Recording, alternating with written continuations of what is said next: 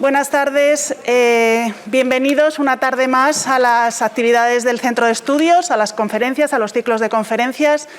Nos queda todavía antes de las Navidades la conferencia del miércoles que viene, la del día 15, y luego ya descansaremos hasta el día 15 de enero, me parece que es también. Bueno, ya saben que desde que retomamos tras la pandemia el ciclo de conferencias, nuestro deseo es siempre tener al conferenciante aquí de forma presencial. Hemos traído gente de México, de Perú. Hoy nuestra invitada venía de Irlanda, es la conservadora de pintura italiana y de pintura española de la National Gallery de Irlanda. Ella bueno, pues ha facilitado mucho, ha estado muy empeñada en todo el desarrollo de la exposición, colaborando con Javier Portús. No pudo venir cuando vinieron las 6 pinturas de la National Gallery, las 6 pinturas de la parábola del Hijo pródigo de Murillo, que es el tema de la conferencia de hoy. No pudo venir a acompañar las pinturas porque las restricciones sanitarias por motivo de la pandemia, que todos ustedes conocen, pues eran muy estrictas en ese momento, cuando inauguramos la exposición. Tenía mucha ilusión en poder ver realidad ese sueño de ver expuestas las pinturas en el Prado, junto con las otras 2 series, la serie de Antonio del Castillo y la serie de Valdés Leal.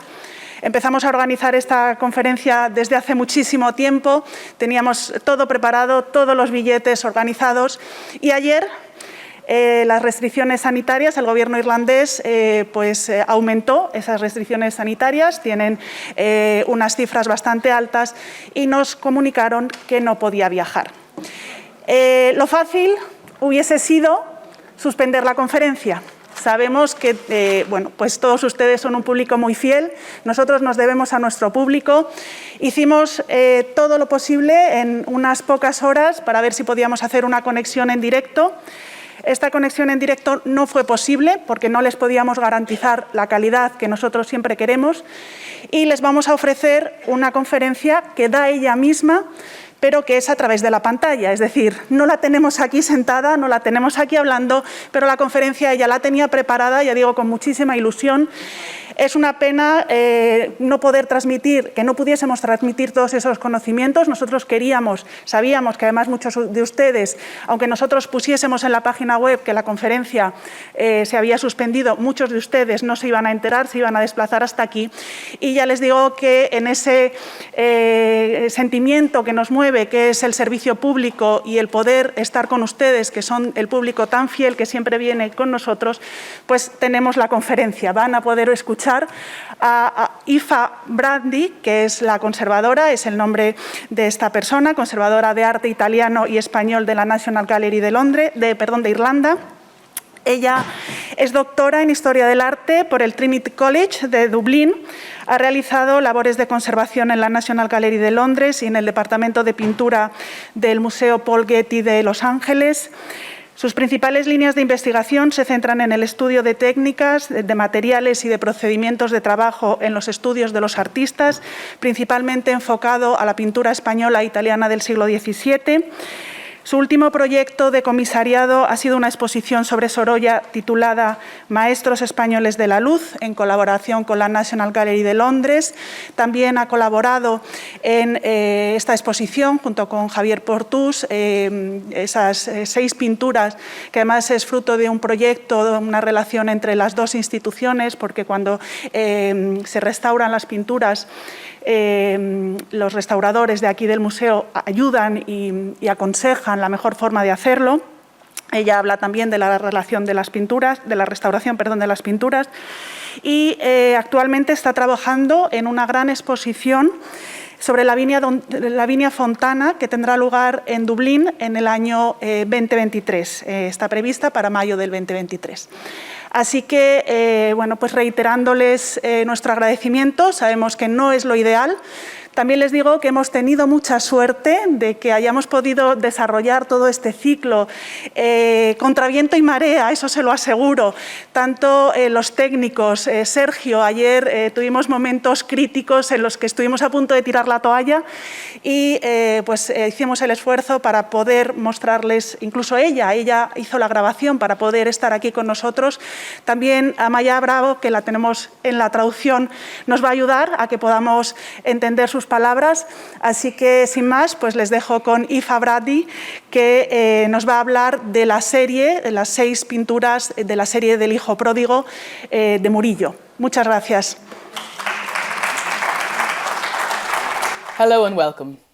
My name is Aoife Brady and I am the curator of Italian and Spanish art at the National Gallery of Ireland. It's really a great privilege for me to speak to you all today on the occasion of the return of Murillo's Prodigal Son Series to Spain for the first time since the 19th century. I am truly sorry that I can't be with you in person today, but I would like to thank Dr. Javier Portus and all of his colleagues at the Prado for this generous invitation and for facilitating this lecture virtually. Of course, I would also like to thank all of you for joining me this evening. As the wonderful exhibition curated by my colleague here at the Prado demonstrates, Bartolomé Esteban Murillo was one of the greatest storytellers of the Spanish Golden Age. During his lifetime, Murillo's paintings were popular among local aristocracy, members of religious orders and foreign merchants alike, resulting in an oeuvre that really dominated Seville's artistic interests for much of the 17th century. In the centuries following his death, then, Murillo's work became highly sought after by collectors of varying nationalities, including those of Britain and Ireland. In fact, the National Gallery of Ireland have 11 paintings by Murillo in their collection, including this portrait of Dutch shipping merchant Josua van Bell and this later touching depiction of the infant St. John the Baptist playing with a lamb, purchased in 1866 and 1869 respectively, so just mere years after the National Gallery of Ireland first opened its doors. And these paintings represent 2 very different aspects of the Sevillian artist's oeuvre. One, a large-scale formal portrait, the other, a small devotional picture painted with the soft, feathery brushwork that we associate with Murillo's late, vaporous style. Then we have the Holy Family and the Penitent Magdalen, which were both purchased almost 100 years later in 1962, using funds bequeathed by renowned Irish playwright George Bernard Shaw, who left 1/3 of his posthumous royalties to the National Gallery of Ireland in his will. Later then, in the 1980s, this vast canvas depicting the meeting of Jacob and Rachel at the well was donated to the gallery by an Irish collector known as Mrs. Murnaghan. And this painting, like some of those in the Prado's current exhibition, was once part of a larger series which has since been dispersed since its creation and today form part of collections at the Meadows Museum in Dallas, the Cleveland Museum of Art in Ohio, and the Hermitage Museum in St. Petersburg, Russia. Of all of Dublin's Murillos, however, 6 paintings stand out as truly exceptional. A series depicting the parable of the prodigal son, presented as a gift to the National Gallery of Ireland by Sir Alfred and Lady Clementine Byte in 1987. In February of 2020, Murillo's cycle of 6 paintings illustrating the biblical story of the prodigal son went on display for the first time in 30 years. Now, the reasons for the hiatus in this display, or in the display of these works, are numerous. In an informal stipulation associated with the bequest of the paintings to the gallery, the Byte family requested that the works return to their home, Rosberg House, annually. This tradition required the paintings to be packed and transported by rural roads to the Grand Palladian Mansion in County Wicklow, about an hour south of Dublin. And this arrangement between the gallery and the Bite family was maintained every summer until 2002, offering only short windows of time in which the National Gallery of Ireland could display their 6 Murillos together. This regular travel, combined with centuries of accumulated dirt and historic damage, as well as yellowed varnish and ageing retouchings from previous restorations, left Murillo's 6 compositions really obscured and quite difficult to read. Therefore, when they ceased their annual travels in 2002, the paintings were put in storage until such a point as they could be properly conserved. Then, in 2012, I'm happy to say that the gallery embarked on an extensive conservation project to address the painting's structural and aesthetic issues. This was spearheaded by my colleague Myrna Lydon, who worked on the series intensively for almost a decade. And Myrna's work, as you can see from this image, proved truly transformative, allowing us to once again appreciate the vibrant palette and masterful brushwork of this 17th century Spanish master. Murillo's cycle depicting the parable of the prodigal son is one of the gems of the National Gallery of Ireland's collection. And it is my intention this evening to bring you on somewhat of a journey exploring the colourful history and mysterious origins of these paintings, in the hopes that I might give you a sense of their paramount importance within Murillo's oeuvre and the high regard in which they have been held by their various owners through the centuries. So before we continue, I'll give you a very brief introduction to this artist, who many of you will already know very well, I'm sure. Born into a well-respected civilian family as the youngest of 14 children of barber surgeon Gaspar Esteban and his wife Maria Perez, Bartolomé Esteban was baptized in Seville on the 1st of January in 1618. His parents both passed away before he reached 10 years old, and he became a ward of his sister Anna, later adopting his maternal grandmother's surname, Murillo. Around 1630, so still a very young boy, Murillo entered the studio of prominent Sevillian painter Juan de Castillo to train as an apprentice. The years that followed then saw this teenage boy evolve into an artist of considerable merit. While still a young man in 1645, Murillo began to work on his first major commission, 11 canvases for the Claustro Chico of the monastery of San Francisco el Grande, the largest of its kind in Seville. And there he painted this astounding work depicting a monastic kitchen in which a Franciscan friar levitates in ecstatic prayer. Then in 1649, a plague hit Seville and halved the city's population in mere months. It was quickly followed then by widespread famine, and so several of Seville's leading painters, including one of Murillo's major rivals, Francisco de Zurbarán, abandoned the city for the court of Madrid.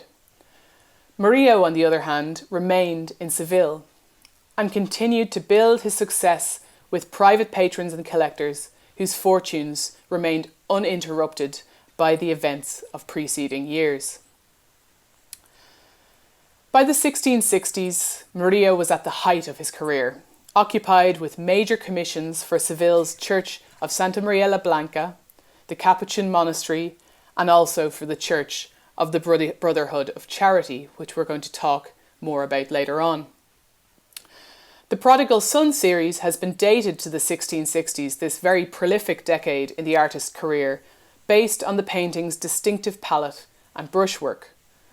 The identity of the original patron of the Prodigal Son series remains today unknown, and again, we will explore this in more detail later. But first, I want to introduce you to these 6 paintings and tell you a little bit about what makes them unique or even exceptional. The series showcases Murillo's storytelling abilities at their very best. Across 6 canvases, the artist retells this New Testament parable, setting his biblical narrative in his own native Seville. The story of the prodigal son, as recounted in the Gospel of Luke, is the most frequently illustrated parable in Western art. It's a 22-verse account which explores themes that were very popular in post-Tridentine Europe: virtue and vice, sin and repentance, extravagance and thrift, sexual license and spiritual salvation. It tells the tale of a wayward youth, the younger of two sons, who requests his share of the family estate before leaving home and naively squandering the money that he's given on extravagant and debaucherous living. And you'll forgive me, the sun is streaming through the window, despite the fact that I am in Dublin rather than Madrid. Perhaps I'm getting a little bit of Spanish sun here for this occasion. The prodigal son later finds himself a destitute swineherd and, after a period of reflection, realises the error of his ways. Repentant, then, the prodigal returns home, and he's surprised to be welcomed back into the bosom of a gracious and forgiving father who dresses his son and arranges for a celebratory feast. While Murillo ends his cycle at this point, the biblical text continues by detailing the resentment of the elder son, the prodigal's elder brother, who, having remained in the family home in servitude to his father, does not believe that his younger brother deserves forgiveness for his transgressions. In the parable's conclusion, the father tells his elder child that they must celebrate his brother's return, who was lost and is found, a reference, of course, to the power of redemption through God. This gospel account is really very short and contains minimal descriptive details, which provided the artist, and artists more generally, with the creative freedom to develop or to embellish the narrative to great effect.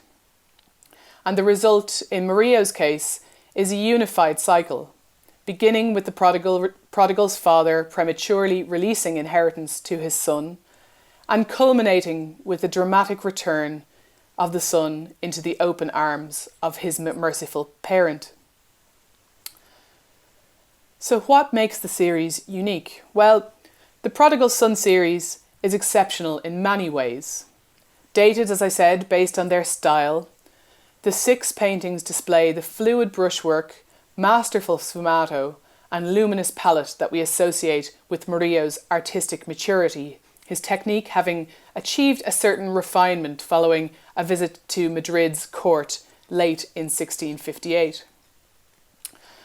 Though these paintings count themselves among a succession of important local commissions completed by Murillo in the 1660s, the Prodigal Son series exhibits unique features among this group. Serial illustrations of religious subjects, such as the parable of the prodigal son, are really not common in 17th century Spanish art, where painters more frequently restricted their biblical narratives to just one single scene. Even more rare are complete series that survive intact, a point very well illustrated by the works included in the Prado's current exhibition, which are today shown in isolation, but once formed part of a series of this kind.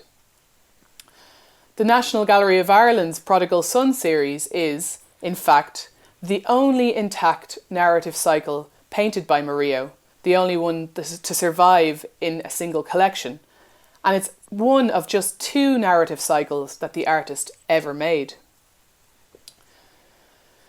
The 6 compositions that make up the Prodigal Son are each identical in size and present as a unified story, a comic strip, if you will. In the words of Ignacio Hermoso Romero in the catalogue for the recent Murillo Centenary exhibition in Seville, this series, Dublin's series, marked a moment in which, in contrast to his usual approach, Murillo prioritised the conception of the whole over the individuality or the prominence of specific figures. Furthermore, the National Gallery of Ireland's Prodigal Son is the first ever serial representation of this parable in Spanish art. Though the parable of the prodigal son was, by the 17th century, considered one of the most popular pictorial themes in Northern Europe, it was largely underrepresented on the Iberian Peninsula. Just 2 of Murillo's 6 canvases had precedent in Spain: the prodigal son's repentance and the penitent son's return to his father.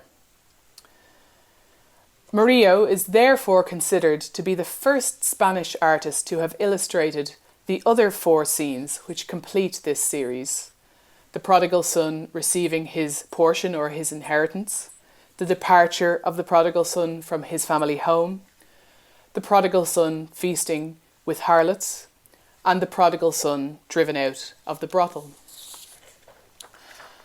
In the absence of native pictorial sources for these unprecedented scenes, Murillo drew inspiration from multiple different sources, both foreign and domestic, including local theatre scripts and Northern European prints. The Prodigal Son series sees Murillo reinterpret these sources in really rather novel ways. When referring to prints, he breathes this new life into black and white images, recasting them in his own unmistakable style and local context. The result is a demonstration of the artist's mastery of narrative in full flourish, showing his ability to retell a biblical parable in 17th century civilian contexts. And it plays out like a series of genre scenes exploring the human themes of sin, regret, and forgiveness in a really highly evocative way. The owner of the 6 paintings in the decades following their production is not known, and has formed the subject of considerable scholarly debate for many decades. There is no extant documentary evidence from the 1600s that can be firmly linked to these paintings, and so much of what has been written in the past pertaining to the series' origin, therefore, has been theoretical. During the course of the National Gallery of Ireland's recent conservation and research project, we had an opportunity to look back on these various theories and reconsider their plausibility in light of new technical information that has been gathered on the paintings. The peculiarities and the rarity of the artist's subject choice and iconography suggests that Murillo may have been influenced in his creation of these works by the original commissioner of the series. Since the subject matter of the cycle, treated in some depth, was unique at the time in the history of Spanish art, its creation and composition may therefore have been motivated by the specific desires of whomever requested it.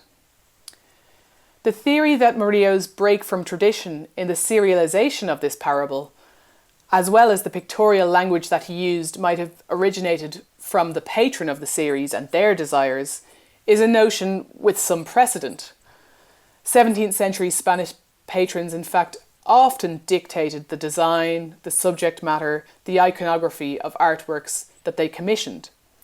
And indeed, the many unique features of these paintings may provide clues as to the identity of their patron. Scholars in the past have made the claim that the person who commissioned these paintings may have been foreign to Spain. Certainly, the artist had many non-native patrons. Murillo's output comprises not only of works commissioned by Seville's local religious institutions, but also those that he would have produced for wealthy foreign clients, many of Flemish or Italian origin, who resided in the city and in nearby Cadiz. The unusual subject matter, which had not been addressed, as I said, in serial form by a Spanish artist before Murillo, but was rather popular elsewhere in Europe, might also be viewed as supporting evidence for the theory of a foreign patron, though it must be stressed that innovation of this kind does not necessarily imply outside influence. Artists can be innovative without being influenced by others. The weight of the argument for a non-Spanish patron was placed on Murillo's inclusion of prostitutes in 2 of his six scenes, one, the prodigal son feasting, and the other, the prodigal son driven out. Indeed, the inclusion of courtesans in a painting was rare in Murillo's oeuvre, and unique, in fact, in a religious context. The prostitutes in the Prodigal Son series find parallels only in Murillo's genre scenes, which themselves are not plentiful, like this 4 figures on a step, today in the Kimball Art Museum in Fort Worth, and 2 women at a window, today in the collection of the National Gallery of Art in Washington, D.C. But even then, the profession or professions of the women depicted in these paintings is only presumed. They lack the recognisable and well-known narrative associated with the Prodigal Son series, which allow us to identify the women's professions with certainty. The representation of courtesans in Spanish painting was highly unusual in the wake of the Catholic Counter-Reformation, at a time when the ill effects of viewing unchaste scenes were emphasised. Texts published by important artist-writers of Murillo's day make such dangers clear to painters. In 1649, Francisco Pacheco described the grave dangers that Christian painters caused to their soul and to those of other men by painting lascivious figures or stories which incite sexuality or sensuality. In her writing on the series in 1992, Mindy Taggart inferred from Murillo's inclusion of courtesans in these scenes that the patron of the works was likely a foreigner exempt from most Spanish restrictions, noting that alien residents of Seville were not constrained by the same laws as were their Spanish neighbours. Then, in his later treatise, Antonio Palomino outlined the penalties for violation of such rules of decorum, which included excommunication, fines, and exile. However, according to the writer, such penalties were to be imposed on the creator, not the commissioner, and as such it seems that it was artists who were subject to restrictions on their subject matter, not the patron of artworks, weakening the claim that a foreigner would have necessarily been better placed somehow to commission the Prodigal Son series than a native Spaniard might have been. It was the artist that was the person bound to these rules of decorum, not the customer.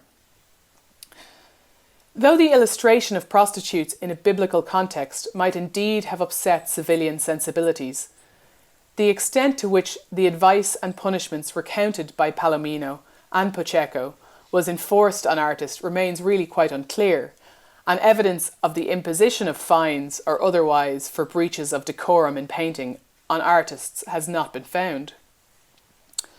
The possibility that the patron of the Prodigal Son series was Spanish therefore remains open, and there are several factors, in my view, that support the theory that the patron of the Prodigal Son series was indeed a Spaniard. It should be noted, for example, that Murillo's courtesans appear fully clothed and rather demure.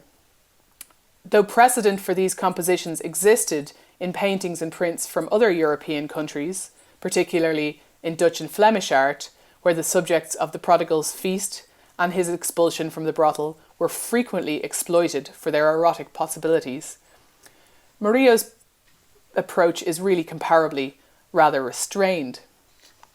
Even in other Catholic contexts, like in Italy, the subject was treated far more explicitly. Pietro Testa's version of the Prodigal Son feasting, for example, as you can see, depicts the prodigal partially undressed and in bed with courtesans. Though Murillo does refer to European prints in the structure of his feasting scene, he eliminates the usual overt sexual references and he restricts the alcohol depicted to one singular glass of wine. Furthermore, Murillo covers up the women in the Prodigal Son driven out from the brothel and strips them of their jewellery, and thereby he's conforming to a law enacted during the reign of Philip II, which was reissued in 1640, which prohibited prostitutes from wearing gold or silk or pearls beyond the doorways of their establishments.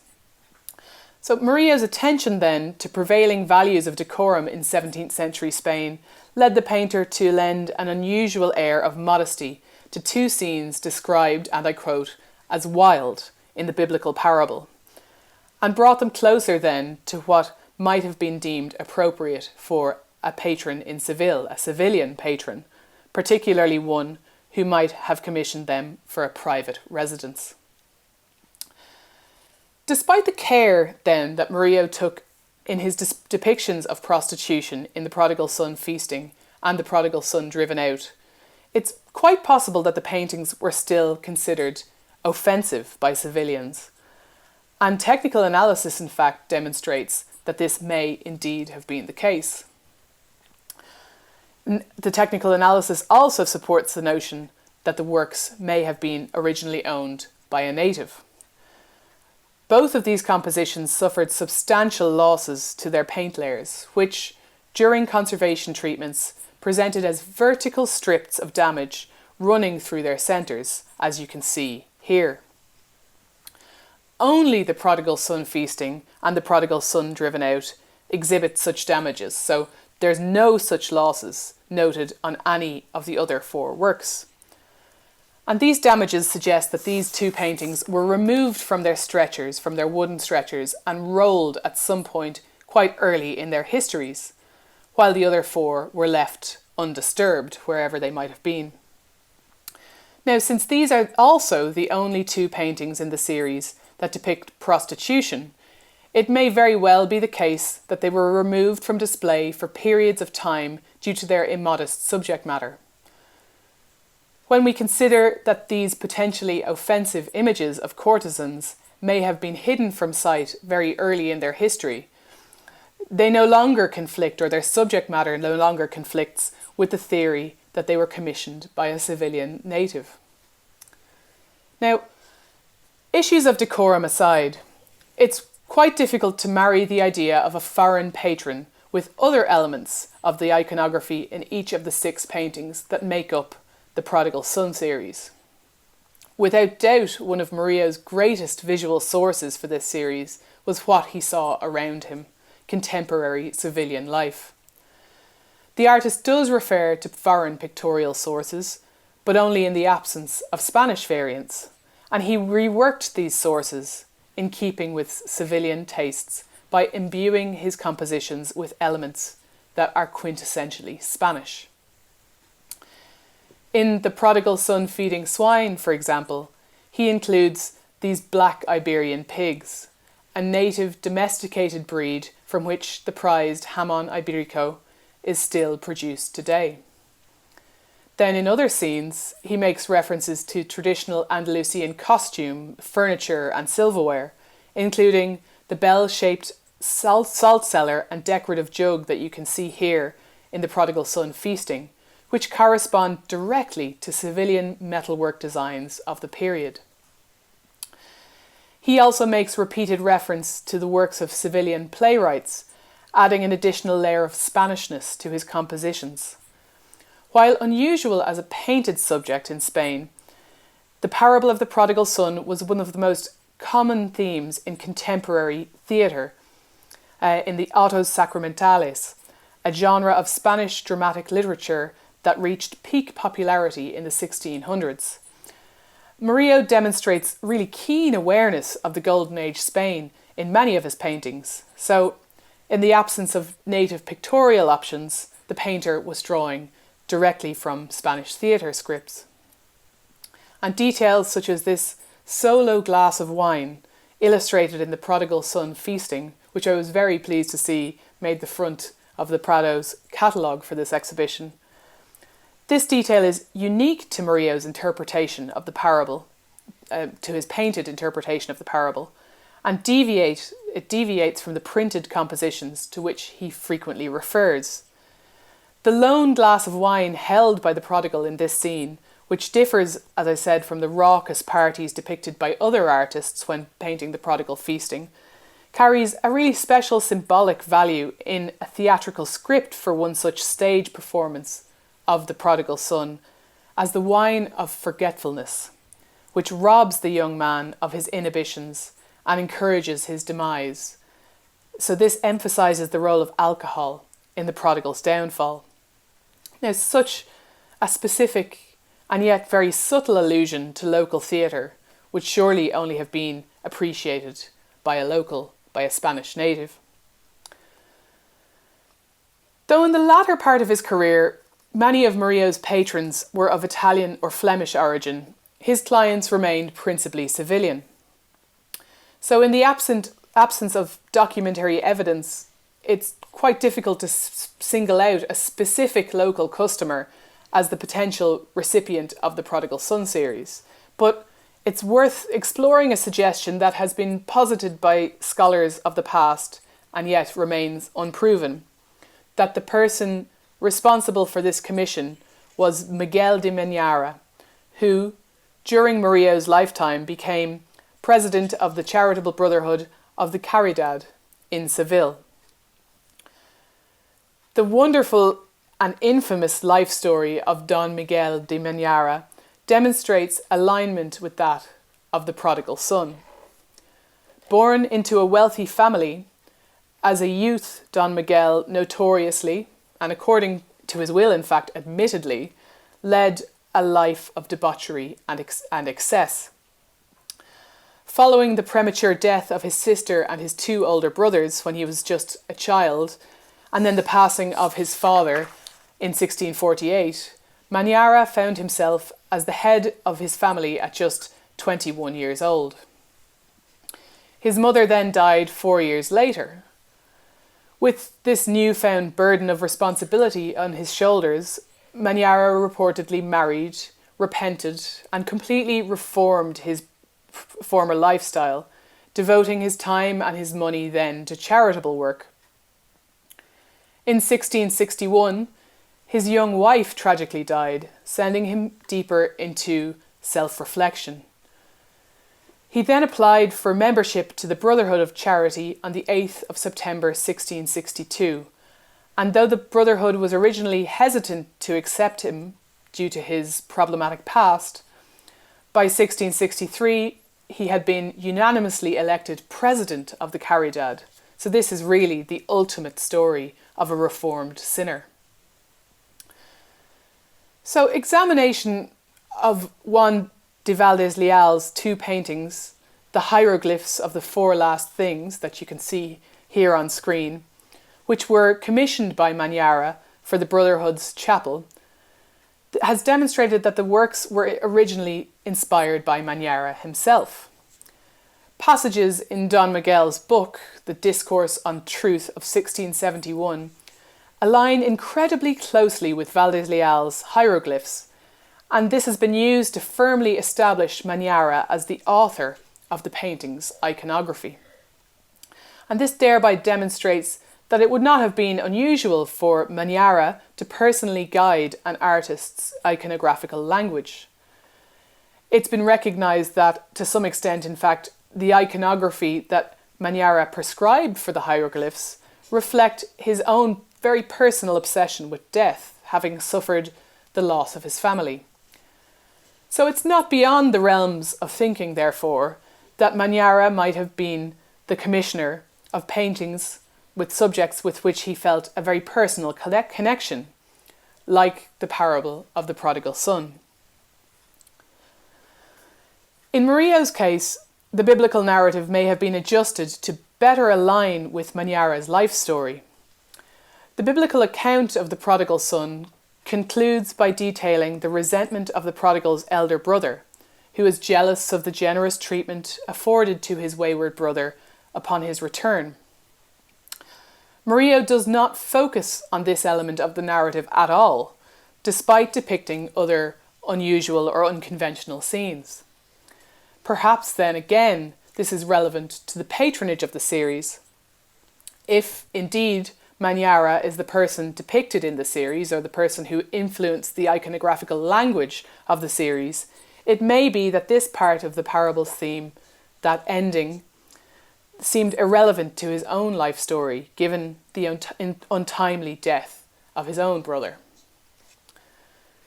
The unusual presence of the prodigal's mother and sister in some of the compositions, which has proved in fact puzzling to scholars, might similarly be related to Maniara's own family. The inclusion of these family members in certain scenes deviates not only from the biblical narrative, but also from many of the visual and literary sources to which the artist appears to refer elsewhere. So these figures again may be based on Don Miguel's lost relatives, a memorial of sorts. It's also similarly unusual that Murillo devotes an entire composition to the prodigal son driven out, and this again may lend itself to the idea that the series refers to Maniara's life story.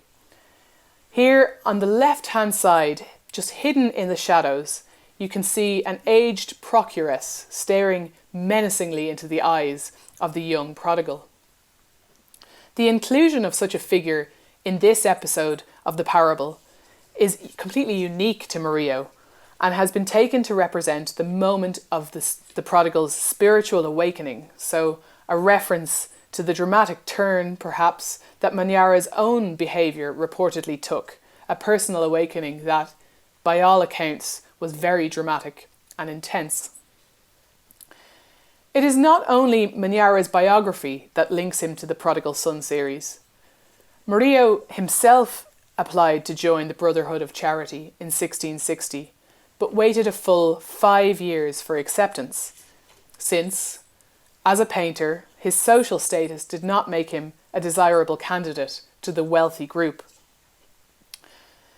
That he was eventually admitted may have been down to Maniara's support. The president was familiar with Murillo. Maniara met the artist in 1650 and he became godfather to Murillo's son, Jose. In his capacity as the Brotherhood's president, Maniara was responsible for initiating a major building campaign for the organisation, which included the construction of a hospice, a hospital, and a chapel. Shortly after his acceptance as a member of the Caridad, Murillo was commissioned to paint 8 works for the chapel, depicting acts of charity, which the artist began in 1667. And you can see one such work here.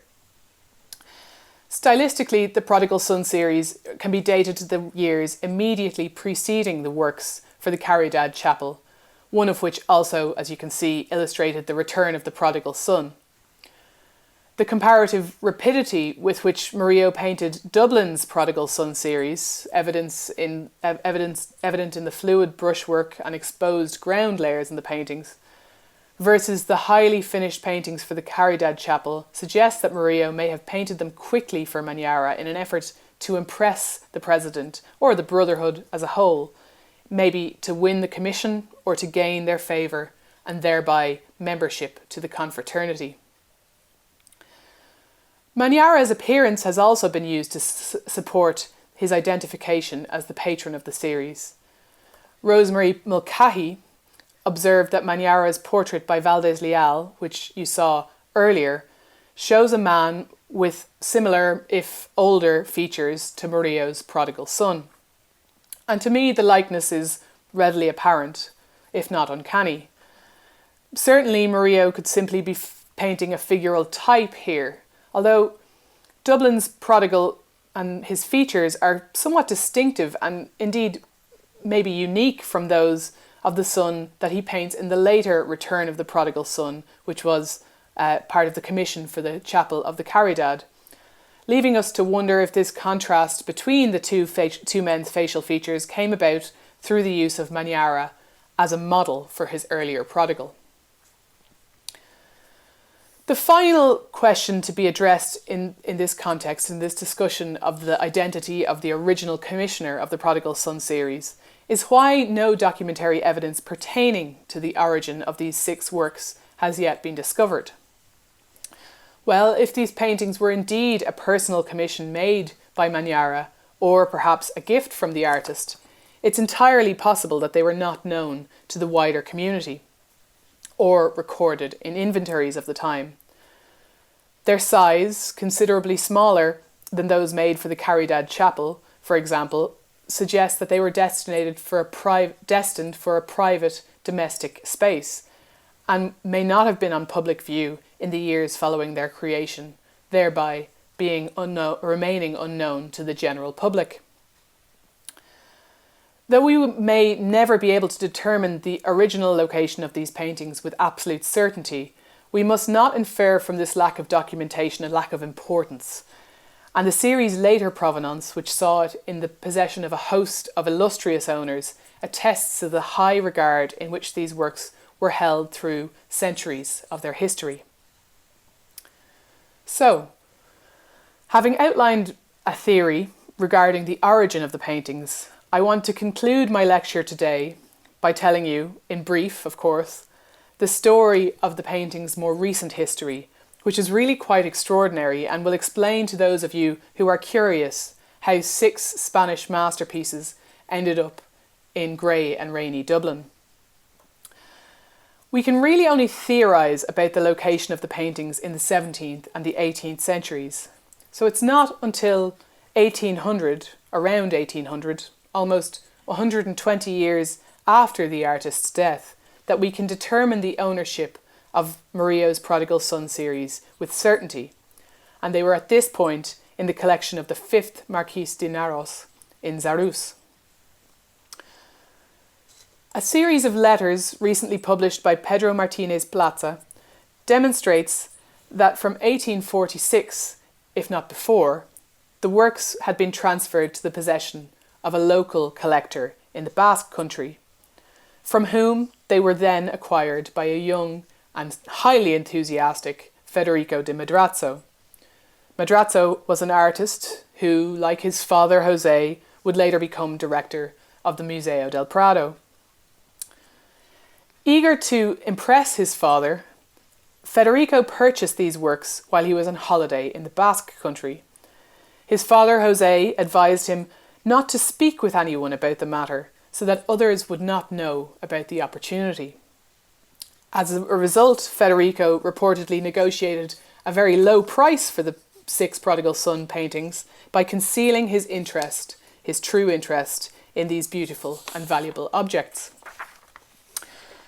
Federico decided to put the paintings up for sale in 1852, but was only able to sell the return of the Prodigal Son, to King Francisco in 1854. The return of the Prodigal Son was, at that point, separated from the rest of the series, having been acquired by the king.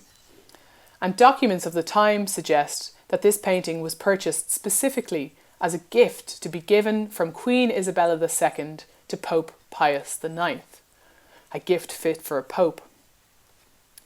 And indeed, as you can see here, shortly after King Francisco purchased the painting from Madrazo, the Spanish royals presented the return of the Prodigal Son to Pope Pius IX, and the painting travelled to the Vatican.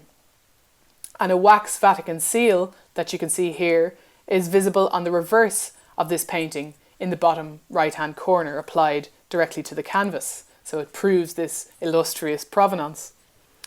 And of the 6 works, I suppose it seems clear why this would have been chosen as a gift to the Vatican. It depicts the dramatic culmination of the parable and conveys this paternal forgiveness at its very fullest. It's the climax, if you will, of the series. But that such a painting was considered worthy as a diplomatic gift from a queen to a pope is really a testament to the value ascribed to this painting around this time.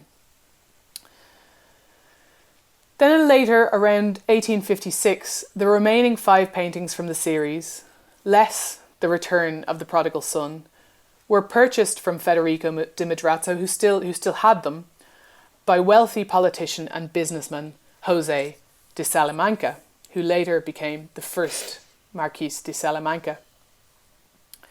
At its height, the Salamanca collection encompassed about 900 paintings and came to be one of the most prestigious and best known of the 19th century in Europe. Salamanca's wealth and good fortune, unfortunately, did not last long. So facing major financial problems, the Marquis de Salamanca sold 237 works from his collection in a sale that took place in his private residence in Paris on the 6th of June 1867. At that sale, the 5 Murillos from the Prodigal Son series, still missing of course the return of the prodigal son, were purchased by William Ward, the first Earl of Dudley, who was an enthusiastic British art collector who sat on the board of trustees for both the National Portrait Gallery and the National Gallery in London. The Earl of Dudley paid double the price for the Prodigal Son feasting than for any of the other 4 works, and it was a large price, I think 73,000 francs. And this, I suppose, was a nod to the decorative nature and intricacy of this composition. Now, the Earl of Dudley was really determined to reunite the Prodigal Son series, and so negotiated a deal with the Vatican. From there, he obtained the return of the Prodigal Son in exchange for many things, for a Virgin in Glory with Saints Dominic and Catherine of Alexandria by Fra Angelico, which you can see here on the screen, the very painting, still in the Vatican inventories, a Holy Family by Bonifacio, and 2,000 gold Napoleons. So this was a really sizable sum and some very valuable paintings in the 19th century.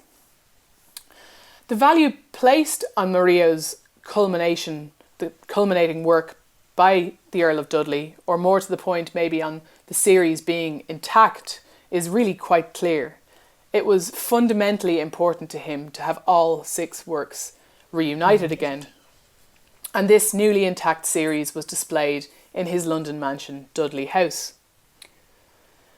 In 1896, then, 11 years after the death of the first Earl of Dudley, all 6 Murillos were purchased from the second Earl of Dudley by British gold and diamond magnate Mr. Alfred Byte, whose business interests were in South Africa, but was at that point a resident in 26 Park Lane in London. The paintings cost Mr. Alfred Byte a small fortune to purchase, but they quickly became family favourites among the Bytes. The paintings were really clearly prized by the Byte family from very early on in their existence in their collection. In 1913, for example, Sir Otto Byte, who had inherited the paintings from his brother, posed for the Irish artist Sir William Orpen in the portrait that you see here, depicting the collector in his home on Belgrave Square in London. Orpen has painted Byte seated in his library, where he is surrounded by the Prodigal Son series, hung in gilt frames and dominating the walls of his library, of his study. Later on then, the paintings were inherited by Otto's nephew, Sir Alfred Byte, who in 1939 completely redecorated his London home, which was a lavish mansion on the exclusive Kensington Palace Gardens, just to accommodate the display of his collection. And the dining room of this mansion was reworked specifically for the display of the Prodigal Son series. So Sir Alfred reconstructed the once rectangular room in its entirety, turning it into a grand oval-shaped space lined with pilasters, and then adding these tastefully hidden spotlights to illuminate the 6 works wonderfully. So when and how did the series make its way to Dublin? Well, in 1952, at that point living between South Africa and London for several years, Sir Alfred and Lady Clementine Byte made the decision to begin the search for a new home. And though they had no clear ties to the country whatsoever, the couple decided to settle in Ireland. They read about Rosberg House in Country Life magazine and then decided to purchase it. So this was the ancestral home of the Milltown family in County Wicklow. So they simply saw an ad in Country Life magazine and decided to purchase this wonderful mansion in County Wicklow, about an hour south of Dublin. And again, when they arrived in Ireland, Sir Alfred remodelled the house to accommodate his collection. In this case, he decorated the dining room specifically for the display of the Prodigal Son series. And in doing so, he removed the 18th century stucco frames, which had been created as part of the original architecture of the room. So again, the Murillos were clearly a priority.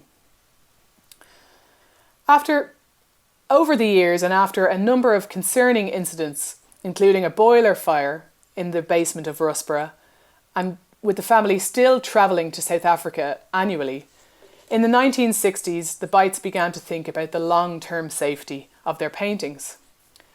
Lady Byte at that time wrote to the director of the National Gallery of Ireland, who was then James White, asking if they could lend their collection to the National Gallery for the months of each year that they were overseas in South Africa. The Bytes' concerns grew more acute in 1974 when an IRA gang led by British heiress Dr. Rose Dugdale stole 19 paintings from the Bytes' collection at Rosberg House, including a Vermeer, a Goya, 2 Gainsboroughs and 3 Rubens. The scale, thankfully, of each of the 6 Prodigal Son paintings was such that they proved too cumbersome for the invaders, who left the series on the walls intact. A ransom note was sent to James White, who again was the director at the time of the National Gallery of Ireland, demanding £500,000 and the release of a number of IRA members from Brixton Prison in return for the paintings. The Byte family chose not to pay the ransom, and Dugdale thankfully was apprehended with the stolen paintings, which were recovered 11 days later from a cottage in Baltimore in County Cork, which is a small coastal town in the extreme south of Ireland. In 1986 then, the Bytes finally made the decision to donate their collection of paintings to the National Gallery of Ireland. At that stage, the gallery director, Homan Potterton, recalled that at the point in which they had made this decision, the family's intentions were kept a secret, and so they were known only to himself and to the gallery's chairman of the board. So all sounds good. They were about to donate the paintings in 1987, but dramatically, before the donation was finalised, Rosberg was raided again. At 2:30 a.m. on the 26th of May 1986, £30 million worth of paintings, including a Vermeer, 2 Metsus and a Goya, were stolen by a Dublin criminal gang led by Martin Cahill, who was known locally as the General.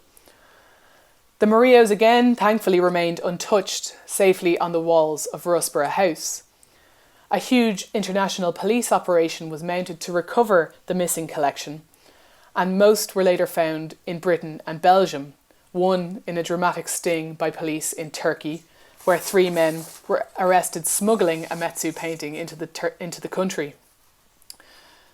2 Venetian scenes by Francesco Guardi remain at large and missing today. So those of you with an eye on the art market, if you ever come across 2 Guardis, please do email me.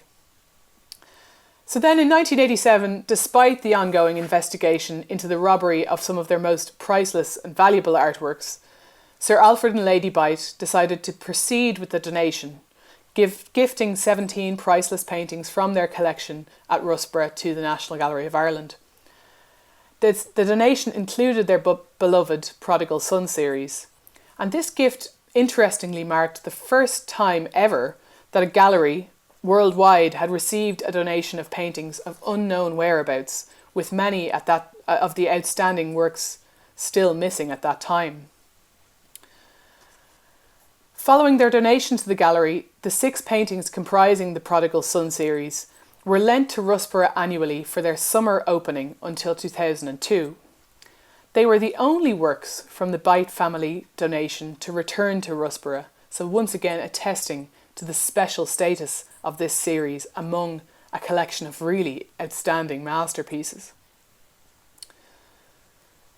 After almost 2 decades in storage and conservation, you can imagine what a pleasure it was in 2020, alongside my colleague and co-curator Myrna Lydon, to return these paintings to the walls of the National Gallery of Ireland in their newly resplendent condition. Like the prodigal son himself, who was lost and is now found, through an intensive conservation process, these gems from the National Gallery of Ireland's collection that were missing from view for so many years were brought back to their public to become favourites again once more. And it's an even greater pleasure for me today to see them return to Spain and to share their extraordinary story with all of you this evening. So thank you very much for listening, stay safe and have a very happy Christmas.